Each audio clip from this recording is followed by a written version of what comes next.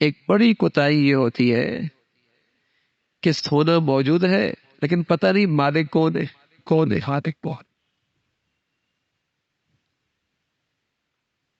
ایک تو وہ سونا ہے جو بچی گھر سے، اماں کے گھر سے لے کے آئی، ظاہر ہے اس کی تو ملکیت ہے۔ ایک وہ سونا ہے جو لڑکے والوں نے اسے دیا اور چڑھایا، اب یہ ملکیت کس کی ہے؟ اب کسی کو نہیں پتا ہوتا۔ نہ بیوی زکات دے رہی ہوتی ہے، نہ شوہر ادا کر۔ پھر ایک وقت آتا لڑائی ہوتی ہے، وہ کہتا ہے میں مالک، وہ کہتا ہے میں مالک۔ جب تک زکات دینی ہے کوئی ضرورت محسوس نہیں کرتا کہ طے کر لیا جائے کہ مالک ہے کون۔ زندگی گزر رہی ہے، اور جب تک زکات نہیں دیتا اس کا مال گندا ہوتا ہے، اس کے زیورات میں نحوست ہوتی ہے، اس کی مالیت میں گندگی آ جاتی ہے۔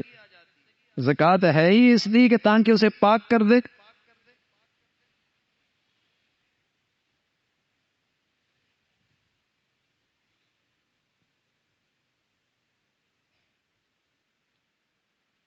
بربادی آئے گی، نقصان ہو جائے گا،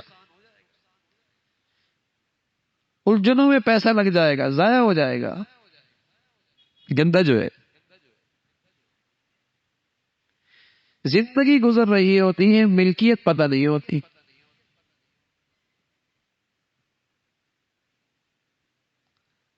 پتہ ہونا چاہیے کہ یہ جو بچی کے پاس، عورت کے پاس سونا زیورات ہیں، اس کا مالک کون ہے؟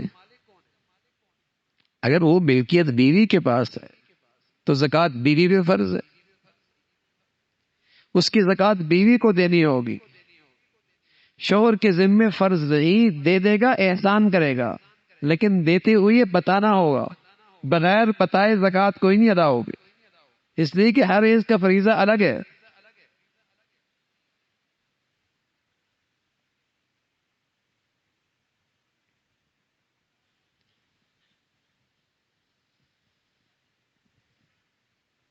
اور اگر وہ ملکیت شوہر کی ہے، جتنا سونا شوہر کی ملکیت میں ہے تو وہ زکات دے گا اس، لیکن اگر بیوی کی ملکیت ہے پھر اسے اختیار، پھر اسے شوہر سے پوچھنے کی ضرورت نہیں، جس کو چاہے دے دے، جہاں چاہے خرچ کر دے، جہاں چاہے اس کو استعمال کر دے، اس کی ملکیت ہے ملکیت، اور اپنی ملکیت میں اسے یہ حق حاصل۔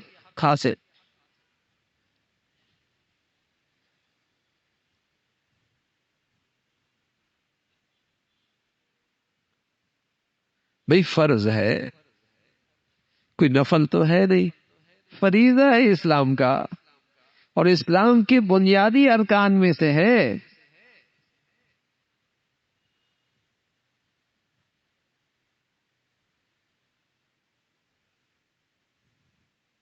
کافر نے فرمایا زکات ادا نہیں کرتا، مشرک نماز نہیں پڑھتا، مسلمان تو زکات بھی دیتا ہے، نماز بھی پڑھتا ہے۔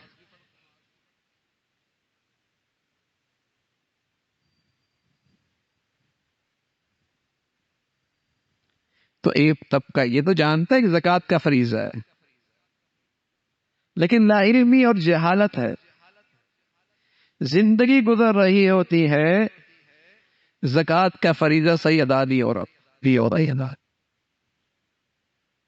اور اس کی نحوست ہوتی ہے، پھر سپوز کہ اتنی سوراخیں کھل جاتی ہے جہاں مال جاتا ہے پتہ ہی نہیں لگتا، اور جب مال سے اللہ کا حق ادا ہو اور اللہ کے بندوں کا حق ادا ہو اور زکوٰۃ کی عبادت ادا ہو تو اللہ اس مال کی حفاظت بھی فرماتے ہیں، محفوظ بھی فرما دیتے ہیں، وہ سوراخیں ساری بند کر دیتے ہیں جہاں یہ مال ضائع ہو رہا تھا، اور برکت اتنی ہو جاتی ہے جو کام ہزاروں میں ہو رہا ہوتا تھا وہ سینکڑوں میں ہو جاتا ہے، پاک جو ہو گیا، صاف جو ہو گیا، مبارک جو ہو گیا، اس میں سے اللہ کا حق جو ادا ہو گیا،